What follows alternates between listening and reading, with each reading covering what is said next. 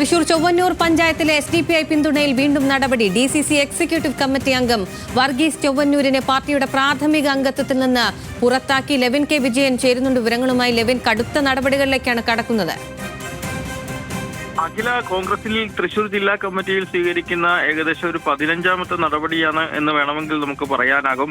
അറ്റത്തൂരിലും അതേപോലെ തന്നെ തൃശൂർ കോർപ്പറേഷനിൽ ലാലി ജെയിംസിനും എതിരെയുള്ള നടപടികൾക്ക് പിന്നാലെയാണ് ചൊവ്വന്നൂരിൽ 2 പേർക്ക് നേരത്തെ പഞ്ചായത്ത് പ്രസിഡന്റായി വിജയിച്ച നിതീഷ് എമ്മിനെയും സെബേറ്റ വർഗീസിനെയും വൈസ് പ്രസിഡന്റായ സെബേറ്റ വർഗീസിനെയും സസ്പെൻഡ് ചെയ്തത്. തൊട്ടു പിന്നാലെ തന്നെയാണ് ഈ നീക്കങ്ങൾക്ക് നേതൃത്വം നൽകിയ നിതീഷിന്റെ അടക്കം രാഷ്ട്രീയ ഗുരുവായിട്ടുള്ള വർഗീസ് ചൊവ്വന്നൂരിനെതിരായിട്ടുള്ള നടപടി കൂടി ഉണ്ടായിരിക്കുന്നത്. കഴിഞ്ഞ ദിവസം കാരണം കാണിക്കൽ നോട്ടീസ് വർഗീസ് ചൊവ്വന്നൂരിന് നൽകിയിരുന്നു. ഇന്ന് അതിന് മറുപടി നൽകണമെന്നായിരുന്നു DCC അധ്യക്ഷൻ ആവശ്യപ്പെട്ടത്. എന്നാൽ ആ മറുപടി തൃപ്തികരമല്ലാത്തതിനെ തുടർന്ന് ഇന്ന് തൃശൂരിൽ ചേർന്ന കോർ കമ്മിറ്റി യോഗത്തിന്റെ കൂടി വിലയിരുത്തലുകളുടെ അടിസ്ഥാനത്തിലാണ് ഇപ്പോൾ DCC എക്സിക്യൂട്ടീവ് കമ്മിറ്റി അംഗമായിട്ടുള്ള വർഗീസ് ചൊവ്വന്നൂരിനെ അച്ചടക്ക നടപടിയെടുത്ത് പുറത്താക്കിയിരിക്കുന്നത്. നേരത്തെ നമുക്ക് വർഗീസ് ചൊവ്വന്നൂരിനെ കുറിച്ച് അറിയാം.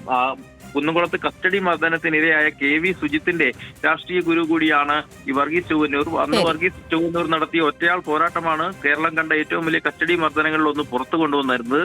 ഈ നിയമ പോരാട്ടങ്ങൾക്ക് സുജിത്തിനെ സഹായിച്ചതിന്റെ പേരിലാണ് വർഗീസിന് പാർട്ടിയിൽ അധിക പ്രൊമോഷൻ നൽകിക്കൊണ്ട് DCC എക്സിക്യൂട്ടീവ് കമ്മിറ്റി അംഗമായി തെരഞ്ഞെടുത്തത്. KC വേണുഗോപാൽ നേരിട്ടെത്തിയാണ് ഈ പ്രഖ്യാപനം നടത്തിയത്.